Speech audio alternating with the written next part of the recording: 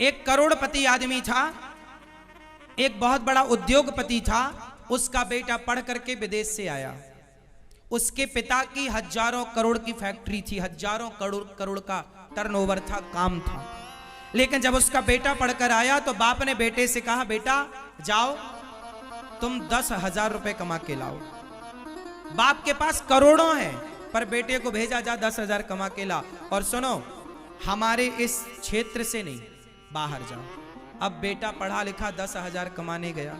बाजार में आप जाइए 10,000 कमाने, कितने धक्के खाने पड़ेंगे, कितनी लाइनों में लगना पड़ेगा, कितना इंटरव्यू देना पड़ेगा, कितने घन पीटने पड़ेंगे, तब कहीं जाकर तुम्हें 10,000 की नौकरी मिलेगी। क्या नहीं करना पड़ेगा। उस बेटे ने जाकर के पिता की बात मानी और काम उससे मिला कहीं, अपने से कमरा लिया, अपने से बनाया, खाया, मजदूरों के साथ रहा। जहां भी उसने 10,000 महीने भर में उसने कमाए, ले जाकर पिता को दिया। पिता ने अब अपने बेटे को पकड़ा और अपनी उस कुर्सी पर बिठाया जहां वो हजारों करोड़ का मालिक था। अब उसे हजारों करोड़ का मालिक बना के बिठा दिया। लोगों ने कहा, आपने अपने बेटे के साथ ऐसा क्यों किया। उस आदमी ने कहा कि मेरा बेटा विदेश में पढ़कर आया है, सारी सुख सुविधाएं इसने पाई हैं। आज जब ये 10,000 कमा के लाया तो इसे पता लगा कि 10,000 कैसे कमाए जाते हैं। आम आदमी क्या होता है, आम आदमी की जिंदगी क्या होती है। इसलिए इस फैक्ट्री में जो 1000 मजदूर काम करते हैं, अब ये मेरा बेटा उन मजदूरों का सम्मान करेगा, क्योंकि ये जानता है कि 10,000 की कीमत क्या है। अब ये सबकी रिस्पेक्ट करेगा। यदि ये बड़े बाप का बेटा बन के बैठ जाता तो ये आम आदमी को मच्छर समझता कि तुम्हारी औकात क्या हमारे सामने।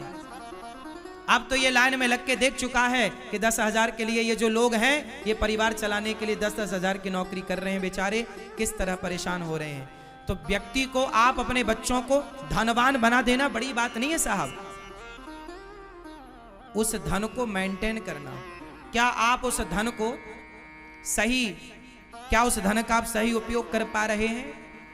क्या उस पैसे की कदर कर पा रहे हैं, इज्जत कर पा रहे हैं, या उसका आप दुरुपयोग कर रहे हैं? आपके बच्चे आपकी कमाई का, आपके पैसे का दुरुपयोग ना करें, बस इतनी सी बात है। पैसा मिलता है लोगों को तो दुरुपयोग करते हैं। आप अपने बच्चों को इतने संस्कार देना कि वो अपने धन का केवल सदुपयोग करें और अपनी मेहनत से कमाए, बेईमानी से ना कमाए, ईमानदारी से कमाए। बस मेरा तो सिंपल सिद्धांत रहा है, मैंने कभी किसी के साथ बुरा नहीं किया आज तक। मैंने हर परिस्थिति का डटकर सामना किया, लेकिन मैंने कभी किसी का बुरा नहीं किया, किसी के साथ छल नहीं किया साहब। मैंने 1 रुपए का छल नहीं किया। मुझे हर पल हर दिन याद है, मैं भूला नहीं। मैं कोई स्कूल में इतना ना पढ़ पाया, मैं कोई यूनिवर्सिटी में इतना ना पढ़ पाया जितना मेरी जिंदगी ने मुझे पढ़ा दिया, मेरे समय ने मुझे पढ़ा दिया। मेरे जीवन की स्थिति ने जो मुझे पढ़ाया है ना, वो कोई यूनिवर्सिटी नहीं पढ़ा सकती। मैंने एक बार अपनी घटना सुनाई थी। देखो, जीवन में एक मेरे साथ घटना, मैं पढ़ने के लिए 5वीं क्लास तक मैं 8वीं तक ना 7वीं तक सरकारी स्कूल में पढ़ा हूँ। हमारे गांव में 5वीं तक स्कूल था, दूसरे गांव में फिर 10वीं तक स्कूल था। मैं वहाँ पढ़ने जाता था। एक बार हम दूसरे गांव में गए पढ़ने के लिए, वहाँ से छुट्टी हुई 4 बजे, हम लौटे तो वहाँ से ना 2 किलोमीटर गांव था, तो बस चलती थी तो हम लोग रुक जाते थे, बस आएगी, बस में बैठ के जाएंगे। बस में पीछे लटक जाते थे, किराया ना देना पड़े। बच्चे तो बच्चे होते हैं, हम भी उस तरह की मस्ती करते थे। घुस जाते थे चुपके से बस में, और 2 किलोमीटर था, अगला स्टॉप गांव था, वहां बस रुकती, उतर जाते। बहुत सारे बच्चे थे, बस वालों को भी पता था कि इनसे बच्चों से क्या किराया लेना। हम लोग नहीं देते थे किराया। कभी वो किराया मांगता था, उस समय तो चवन्नी चलती थी। उस हमारे टाइम पे ना चवन्नी चलती थी, 50 पैसे चलते थे। पंजी भी चलती थी, हमारे समय पे पंजी 5 पैसा चलता था। पंजी की एक गोली आती थी, मीठी वाली, चूसने वाली, 1 रुपए की 20 गोली आती थी। हम लोग ले आते थे, जेब में भर लेते थे, चूसते रहते थे। हमारे टाइम पे पंजी की गोली आती थी। और एक बिस्किट आता था 1 रुपया का, आर के बिस्किट, छोटा, इतना बड़ा बिस्किट आता था। पार्ले जी बड़ा महंगा था, पार्ले जी खाने की औकात नहीं थी तब। पार्ले जी तब भी 5 ही रुपया का था, 4 रुपए का। तो एक बार मैं गांव आ रहा था, शाम को क्या हुआ कि समोसे की दुकान थी, तो समोसा खाने का मन हुआ। समोसा 1.5 रुपए का था और मेरे पास लगभग 1 रुपए थे। मैंने बोला भैया 1 रुपए ले लो, समोसा दे दो। और समोसे वाले ने समोसा नहीं दिया। मैंने कहा भैया दे दो 1 रुपए का समोसा।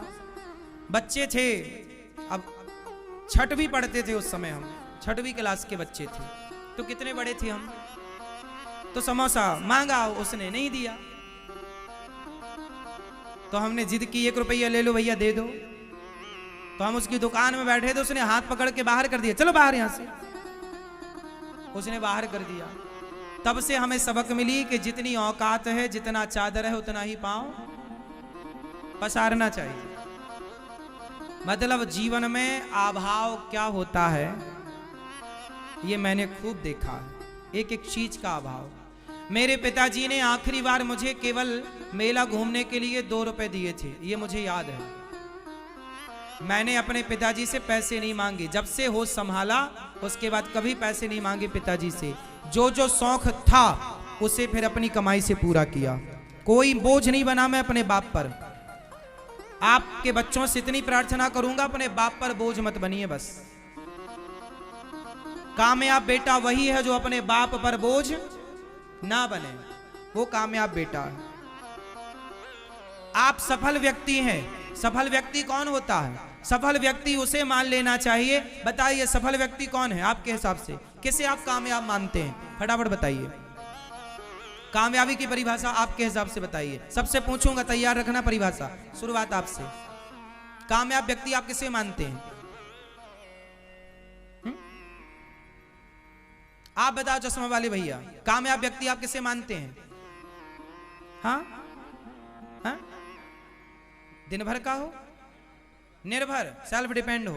ठीक है, आप बताओ सेल्फ डिपेंड की भी कोई परिभाषा करके बताओ। सेट हम बताएंगे फिर। अभी भैया आप बताओ, दादाजी बताएंगे कामयाब व्यक्ति आप किसे मानते हैं? क्या है, कौन है कामयाब आपके हिसाब से? चलो अब मैं बता देता हूं, समय कम है आप लोगों से पूछने का। जो मैंने अभी तक जाना, मेरी उम्र का तजुर्बा है, अब ये परिभाषा कहीं लिखी नहीं है, मैंने अपने से तैयार की है कि भाई जो मुझे लगा, मैंने, हो सकता मेरा मानना गलत हो तो आप इसे सही कर सकते हैं। मेरा मानना है कि जो व्यक्ति अपने पिता पर निर्भर नहीं है,